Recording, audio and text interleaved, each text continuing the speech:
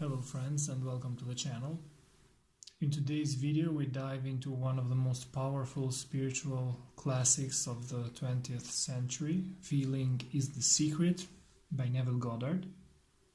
Goddard was a spiritual teacher, lecturer and author who rose to prominence for his groundbreaking ideas on consciousness and the imagination. Whether you are new to his teachings or revisiting this timeless gem, get ready to explore how your inner world shapes your reality. Let's unlock the Goddard's core ideas together. Distinction between conscious and subconscious mind.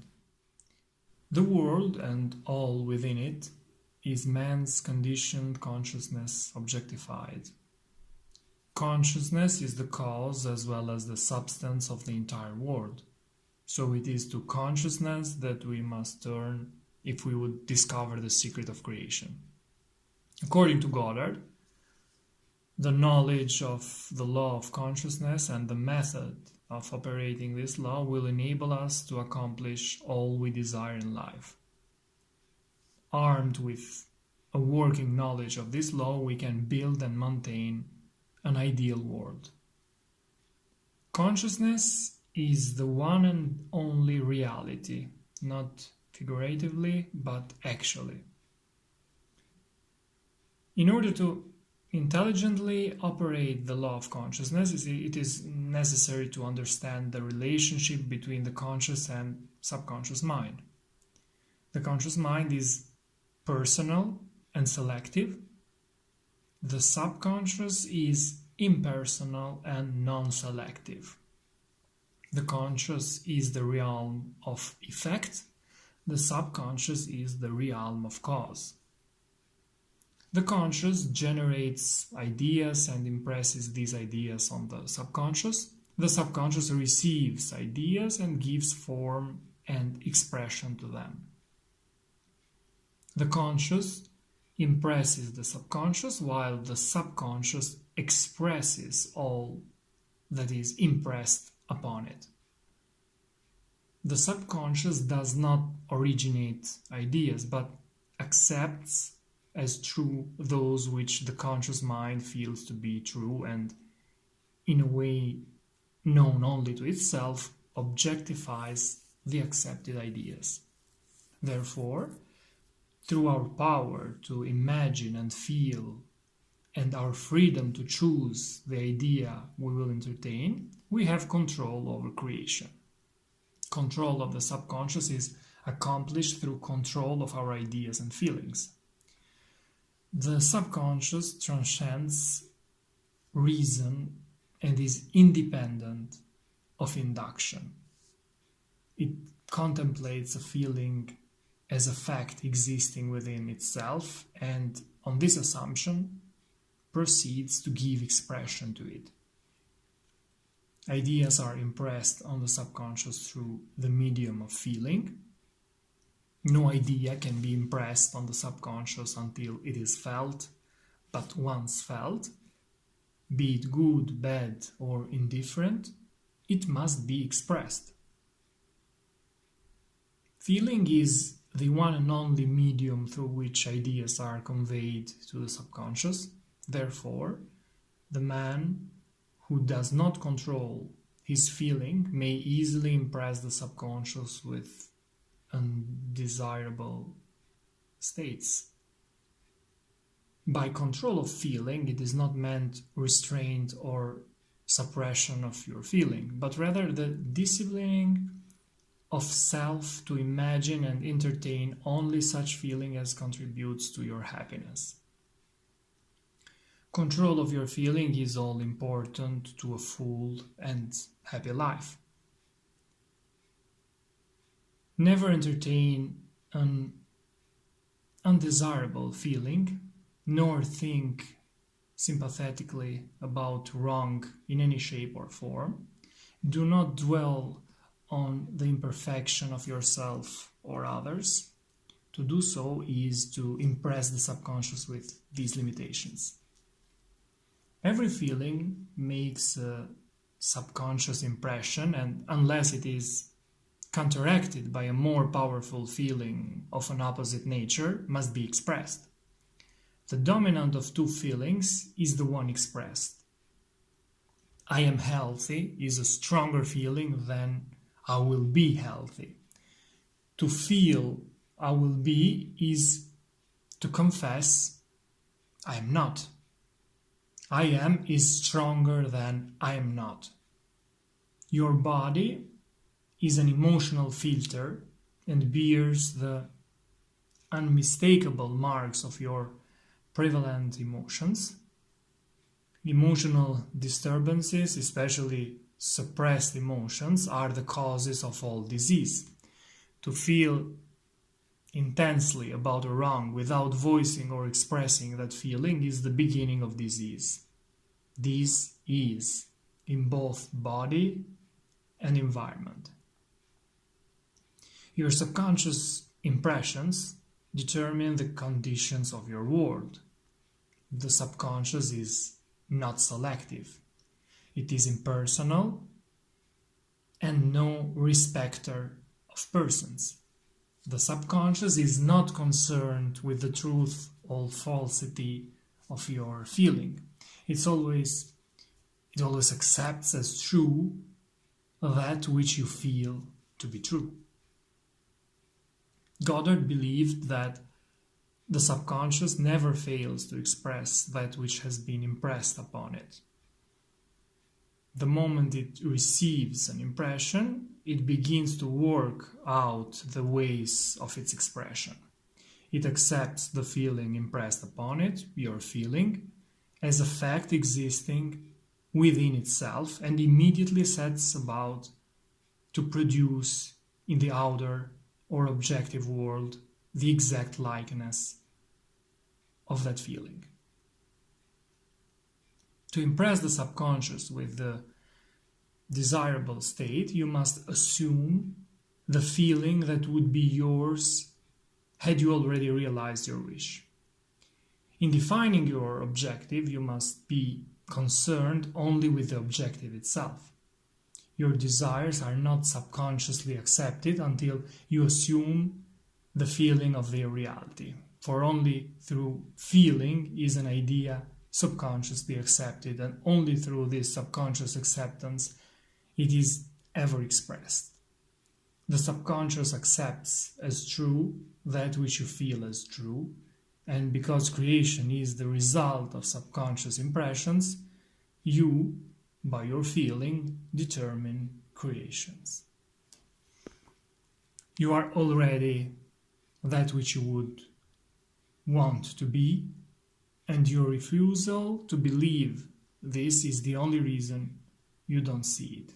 In short, you express and have only that which you are conscious of being or possessing. How to impress our subconscious mind? Sleep, the life that occupies 1/3 of our stay on earth, is the natural door into the subconscious. So it is with sleep that we are now concerned. The conscious 2/3 of our life on earth is measured by the degree of attention we give sleep. It is in sleep and in prayer, a state akin to sleep, that man enters the subconscious to make his impressions and receive his instructions. In these states, the conscious and subconscious are creatively joined. Whatever you have in consciousness as you go to sleep is the measure of your expression in the walking 2/3 of your life on earth. Nothing stops you from realizing your objective, save your failure to feel that you are already that which you wish to be, or that you are already in possession of the thing sought. The unconsciousness of sleep is the normal state of the subconscious. Because all things come from within yourself and your conception of yourself determines that which comes, you should always feel the wish fulfilled before you drop off to sleep. You never draw out of the deep of yourself that which you want. You always draw that which you are, and you are that which you feel yourself to be, as well as that which you feel as true of others. To be realized, then, the wish must be resolved into the feeling of being or having or witnessing the state sought. This is accomplished by assuming the feeling of the wish fulfilled, the feeling which comes in response to the question, how would I feel were my wish realized? Is the feeling which should monopolize and immobilize your attention as you relax into sleep. You must be in the consciousness of being or having that which you want to be or to have before you drop off to sleep. Once asleep, man has no freedom of choice. His entire slumber is dominated by his last waking concept of self. It follows, therefore, that he should always assume the feeling of accomplishment and satisfaction before he retires in sleep. Your mood prior to sleep defines your state of consciousness as you enter into the presence of your everlasting lover, the subconscious. The subconscious never sleeps. Sleep is the door through which the conscious waking mind passes to be creatively joined to the subconscious. By night, on our bed, we seek the feeling of the wish fulfilled, that we may take it with us into the chamber of her that conceived us into sleep, or the subconscious which gave us form, that this wish also may be given expression. This is the way to discover and conduct your wishes into the subconscious. Feel yourself in the state of the realized wish and quietly drop off to sleep. Night after night, you should assume the feeling of being, having, and witnessing that which you seek to be, possess, and see manifested. Goddard suggested never go to sleep feeling discouraged or dissatisfied. Never sleep in the consciousness of failure. Your subconscious, whose natural state is sleep, sees you as you believe yourself to be, and whether it be good, bad, or indifferent, the subconscious will faithfully embody your belief. To assume the feeling of satisfaction is to call conditions into being which will mirror satisfaction. You are an eternal dreamer dreaming non-eternal dreams. Your dreams take form as you assume the feeling of their reality. Do not limit yourself to the past. Knowing that nothing is impossible to the consciousness, begin to imagine states beyond the experiences of the past. Whatever the mind of man can imagine, man can realize. All objective, visible states were first subjective or invisible states, and you called them into visible by assuming the feeling of their reality. The creative process is first imagining and then believing the state imagined. Always imagine and accept and expect the best, writes Goddard. The world cannot change until you change your conception of it. As within, so without. The subconscious receives impressions only through the feeling of man, and in a way known only to itself, gives these impressions form and expression.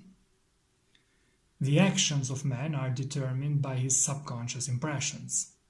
His illusion of free will, his belief in freedom of action is but ignorance of the causes which make him act. Do not waste one moment in regret, for to think feelingly of the mistakes of the past is to reinfect yourself. Let the dead bury the dead. Turn from appearances and assume the feeling that would be yours were you already the one you wish to be. Feeling a state produces that state. The part you play on the world stage is determined by your conception of yourself. By feeling your wish fulfilled and quietly relaxing into sleep, you cast yourself in a star role to be played on earth tomorrow, and while asleep you are rehearsed and instructed in your part. The acceptance of the end automatically wills the means of realization. Make no mistake about this. If, as you prepare for sleep, you do not consciously feel yourself into the state of the answered wish, then you will take with you into the chamber of her who conceived you the sum total of the reactions and feelings of the waking day. And while asleep, you will be instructed in the manner in which they will be expressed tomorrow. According to Goddard, you will arise believing that you are a free agent, not realizing that every action and event of the day is predetermined by your concept of self as you fell asleep. Your only freedom then is your freedom of reaction.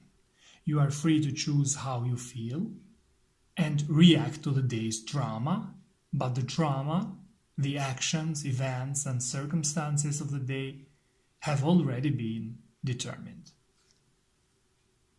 Unless you consciously and purposely define the attitude of mind with which you go to sleep, you unconsciously go to sleep in the composite attitude of mind made up of all feelings and reactions of the day. Every reaction makes a subconscious impression, and unless counteracted by an opposite and more dominant feeling, is the cause of future action. Ideas enveloped in feeling are creative actions. Your conception of yourself as you fall asleep is the seed you drop into the ground of the subconscious. Dropping off to sleep feeling satisfied and happy compels conditions and events to appear in your world which confirm these attitudes of mind. Sleep is the door into heaven. What you take in as a feeling, you bring out as a condition, action, or object in space. So sleep is the feeling of the wish fulfilled. As in consciousness, so on earth. The power of prayer. Prayer, like sleep, is also an entrance into the subconscious. When you pray, enter into your closet, and when you have shut your door, pray to your Father, which is in secret, and your Father, which is in secret, shall reward you openly. Prayer is an illusion of sleep, which diminishes the impression of the outer world and renders the mind more receptive to suggestion from within. The mind in prayer is in a state of relaxation and receptivity akin to the feeling attained just before dropping off to sleep. According to Goddard, prayer is not so much what you ask for as how you prepare for its reception. Whatsoever things you desire, when you pray, believe that you have received them and you shall have them. The only condition required is that you believe that your prayers are already realized. Your prayer must be answered if you assume the feeling that would be yours were you already in possession of your objective. The moment you accept the wish as an accomplished fact, the subconscious finds means for its realization. Goddard writes, "The perfectly disciplined man is always in tune with the wish as an accomplished fact. He knows that consciousness isn't the one and only reality, that ideas and feelings are facts of consciousness and are as real as objective in space. Therefore, he never entertains a feeling which does not contribute to his happiness, for feelings are the causes of the actions and circumstances of his life." On the other hand, the undisciplined man finds it difficult to believe that which is denied by the senses, and usually accepts or rejects only on appearances of the senses. Because of his tendency to rely on the evidence of the senses, it is necessary to shut them out before starting to pray, before attempting to feel that which they deny. Whenever you are in the state of mind, "I should like to, but I cannot," the harder you try, the less you are able to yield to the wish. You never attract that which you want, but always attract that which you are conscious of being. Prayer is the art of assuming the feeling of being and having that which you want. When the senses confirm the absence of your wish, all conscious effort to counteract this suggestion is futile and tends to intensify the suggestion. The dominant feeling invariably expresses itself. Prayer must be without effort. In attempting to fix an attitude of mind which is denied by the senses, effort is fatal. To yield successfully to the wish as an accomplished fact, you must create a passive state, a kind of reverie of or meditative reflection similar to the feeling which precedes sleep. In such a relaxed state, the mind is turned from the objective world and easily senses the reality of a subjective state. It is a state in which you are conscious and quite able to move or open your eyes, but have no desire to do so. An easy way to create this passive state is to relax in a comfortable chair or on a bed.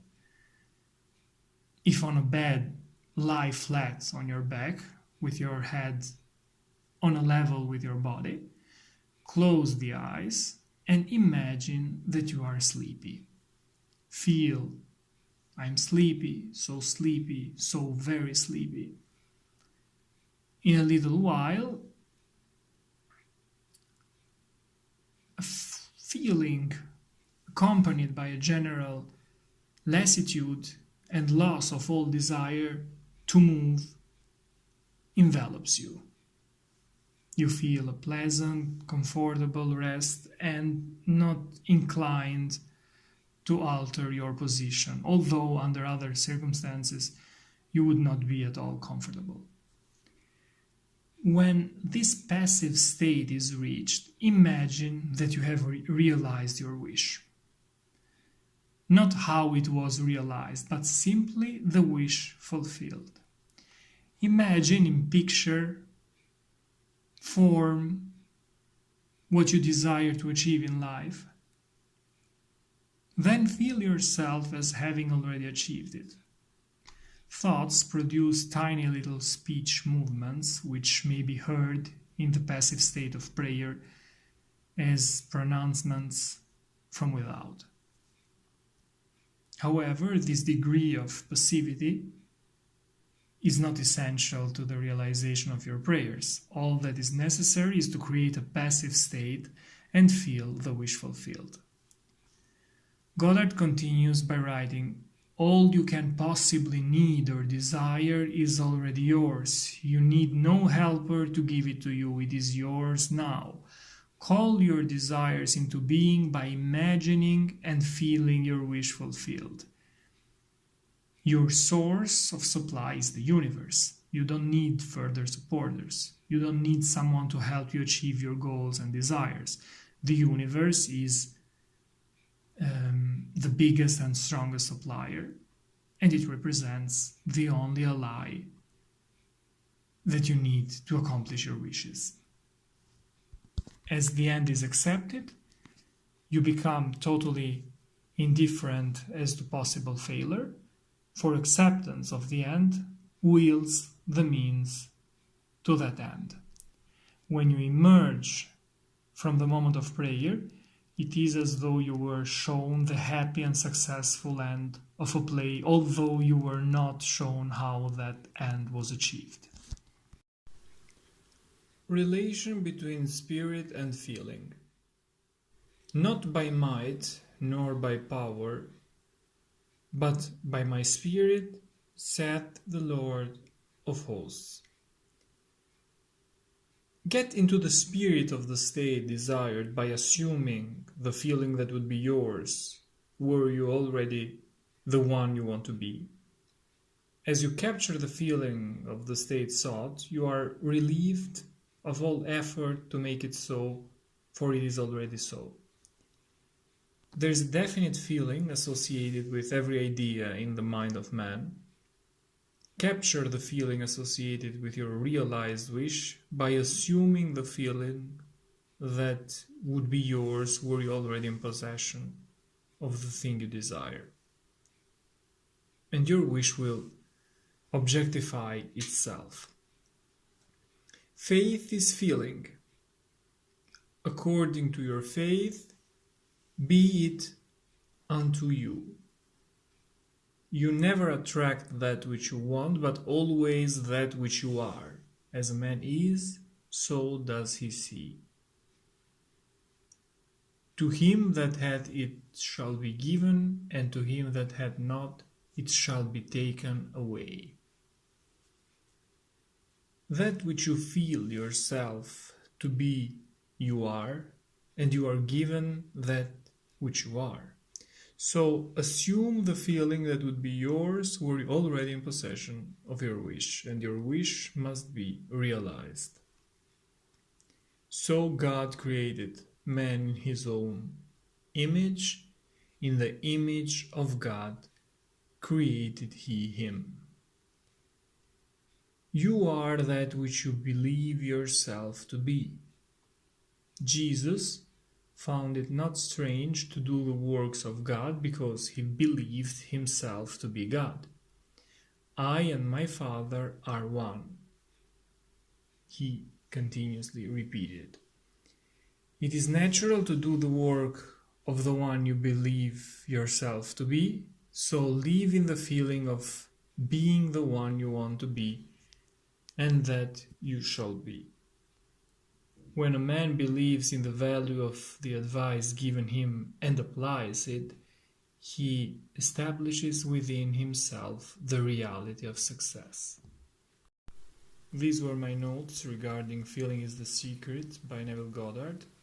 This is a timeless gem which reveals the hidden key to manifesting your desires. Thanks for watching and see you in the next videos. Take care.